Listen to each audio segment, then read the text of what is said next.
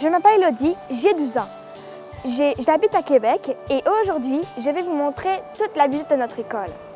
Et cette école, c'est des gens qui nous ont aidés et finalement, on a réussi à avoir la plus belle des écoles de Québec. Et on peut dire qu'on a beaucoup de chance ici. Donc maintenant, suivez-moi! Bienvenue dans notre école, l'École Aralis de Québec. Je vais vous montrer le secrétariat de Madame Christine.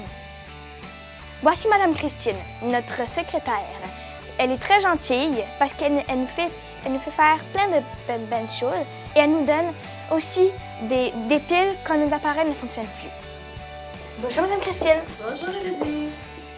Ici, nous avons Madame Caronne, notre directrice préférée et nous sommes ici pour faire une vidéo avec de toute cette école. Tu es en train de faire la visite de l'école.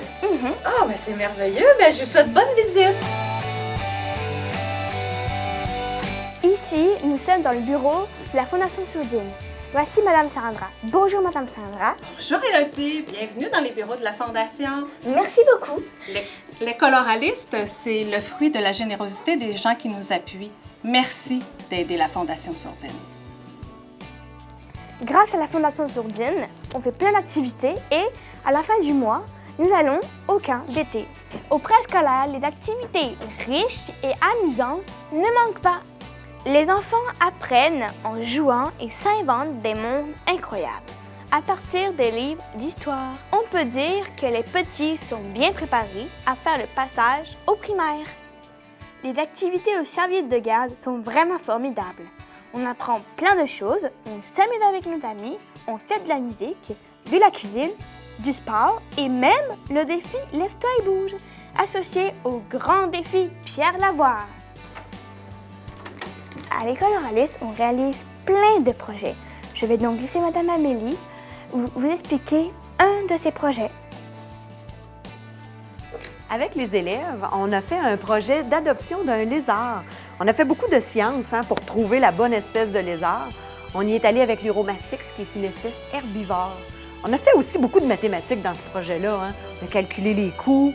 On a appris à prendre soin de notre lézard. Les élèves sont devenus responsables. Ils sont de plus en plus autonomes aussi pour calculer la température ou bien vérifier l'heure à laquelle ils doivent nourrir le lézard. Finalement, c'est un projet intéressant, mais surtout, ça met de la vie dans notre classe, hein? Oui! Maintenant, nous sommes rendus à la bibliothèque. Les livres sont très importants à l'école oraliste. On a la chance d'avoir plein de livres qui sont remplis de trésors. Ici, nous sommes dans le local de musique. C'est ici que les jeunes apprennent à faire de la musique. Voici M. Jean. Certaines personnes disent que les sourds ne savent pas faire de la musique, mais ils se trompent, car ils sont capables. Écoutez bien cela. On est prêt? 1, 2, 3...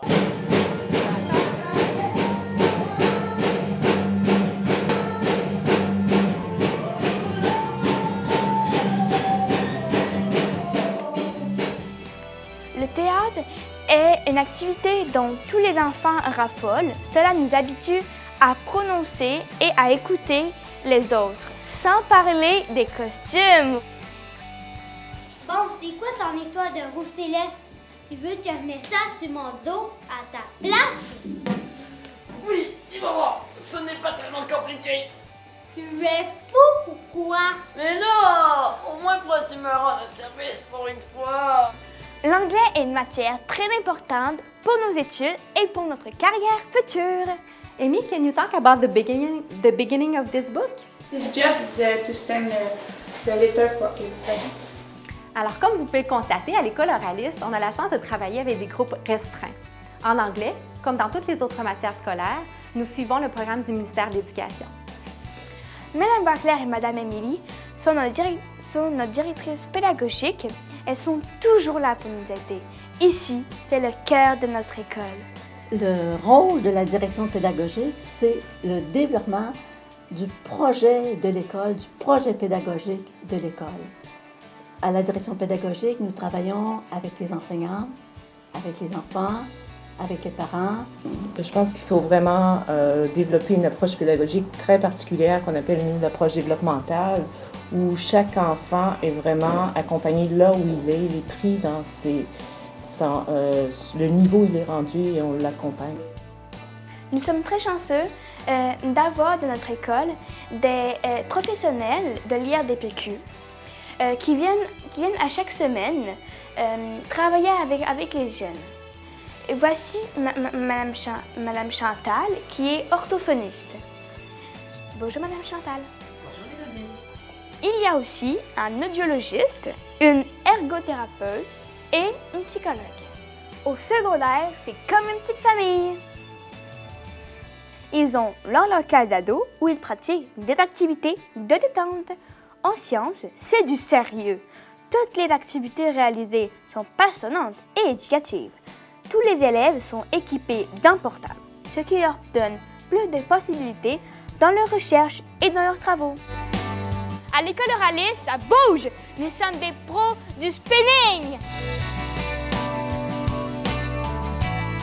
L'école Oraliste, une école spécialisée qui accueille les enfants ayant des problèmes auditifs et langagiers. Une école dont le taux de retour au milieu scolaire régulier est extraordinaire. Une école qui prépare vos enfants à réussir leurs études. Une école qui est gratuite et ouverte à tous. Bienvenue et longue vie à l'école Oraliste. Moi, je souhaiterais remercier Élodie pour la superbe visite qu'elle nous a permis de partager avec vous, vous qui avez rendu possible cette école dont nous sommes extrêmement fiers et qui permet des perspectives de développement désirées depuis fort longtemps.